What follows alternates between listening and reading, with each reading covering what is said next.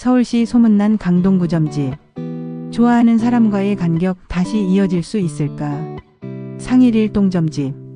안녕하세요. 서울시 무형문화재 금이국 만신 김금희입니다.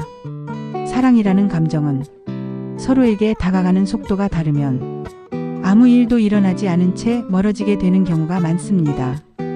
이번 상담자님은 강동구 상일일동에 거주하시는 30대 초반의 여성 직장인입니다.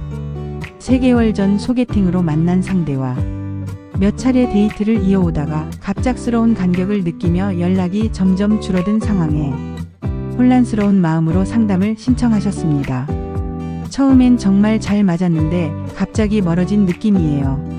처음 소개팅 이후 대화도 잘 통했고 취향도 비슷했고 매주 주말 데이트도 자연스러웠지만 최근 들어 연락이 늦어지고 만남 제안에도 미루는 경우가 많아졌으며 메시지의 톤도 예전 같지 않다는 점에서 이 관계가 끝난 건가요?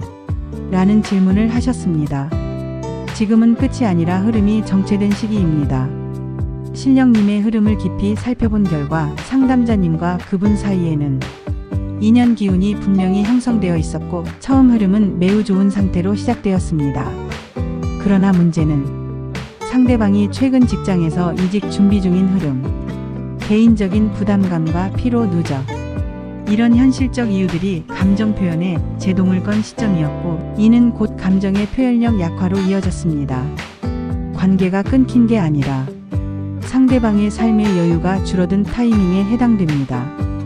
지금은 밀기보다 기다림과 따뜻한 제스처가 필요한 시기입니다. 감정은 밀어붙인다고 가까워지지 않습니다.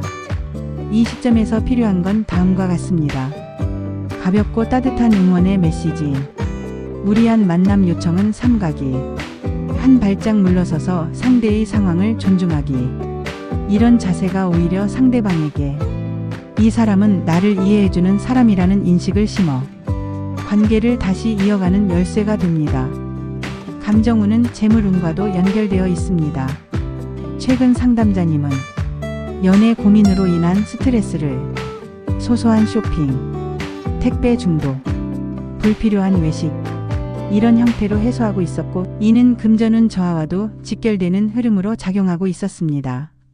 사랑이 불안정할수록 내면의 중심이 흔들리고 그 중심이 흔들리면 삶 전반의 에너지 흐름이 깨집니다. 신령님 말씀. 첫째, 사람의 마음은 멀어진 게 아니라 바빠진 것이다. 상대를 오해하지 마라. 둘째, 기다림이 사랑의 깊이를 만든다. 지금은 지켜보며 흐름을 다시 잡을 때다. 셋째, 내 감정이 흔들릴수록 나를 먼저 챙겨라. 스스로의 중심이 회복되면 인연도 돌아온다. 지금 이 관계는 아직 끝나지 않았습니다. 흐름이 멈춘 것이 아니라 잠시 쉬어가는 시간일 뿐입니다. 당신의 따뜻함은 분명히 전해질 것입니다. 조금만 더 기다려주세요. 우리는 때로 삶의 흐름 속에서 중심을 잃을 때가 있습니다. 그럴 때일수록 더더욱 이처럼 뿌리 깊은 전통 속에서 마음을 다잡을 수 있는 의미를 발견하게 되는 법이지요. 점집 금이국 만신 김금희도 여러분의 삶이 용기와 평안으로 물들기를 진심으로 기원합니다.